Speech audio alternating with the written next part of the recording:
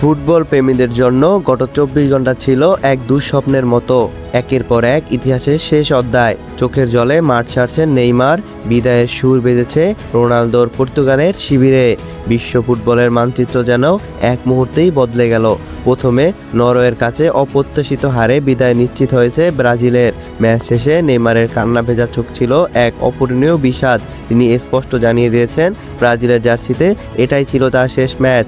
এরপর স্পেনের কাছে হেরে বিশ্বকাপ স্বপ্ন ভেঙে চুরমার পর্তুগালের। ৪১ বছর বয়সী ক্রিস্টিয়ানো রোনালদো হয়তো আনুষ্ঠানিকভাবে অবসরের কথা বলেননি, কিন্তু তার চোখে মুখে ছিল এক যুগের সমাপ্তির ছাপ। ফুটবল দুনিয়া ধরিয়ে নিয়েছে পর্তুগালের জার্সিতে। মাঠের লড়াইয়ে আর দেখা যাবে না CR7কে। এই নাটকীয় মোড়েই আজ মাঠ কাঁপাতে নামছে আর্জেন্টিনা। আর বাংলাদেশের কোটি কোটি ফুটবল প্রেমীদের মন এখনো একটাই প্রশ্ন, নেইমার আর রোনালদোর পর আজ কি লিওনেল মেসিরও শেষ আন্তর্জাতিক ম্যাচ হতে যাচ্ছে?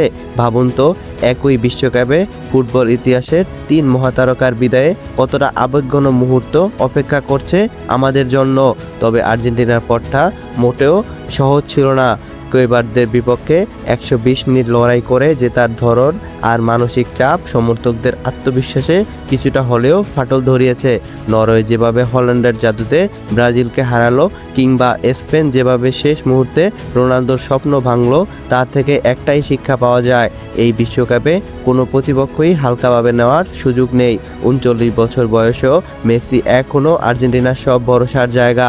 তবে নকআউট ফুটবলের এই লড়াই শুধু কোয়ার্টার ফাইনালে ওঠার নয়, এটি হয়তো একটি স্বর্ণালী যুগকে বাঁচিয়ে রাখার লড়াই। মেসি কি পারবেন তার জাদুতে ফুটবল বিশ্বকে আবারও স্তব্ধ করে দিতে, নাকি আজই শেষবারের মতো আর্জেন্টিনার নীল সাদা জার্সিতে দেখা যাবে এই জীবন্ত কিংবদন্তিকে? উত্তর মিলবে মাঠের বাসিতে। আজকের রাত শুধু একটা ম্যাচ নয়, এটি হতে যাচ্ছে ফুটবল ইতিহাসের এক অবিস্মরণীয় সাক্ষী।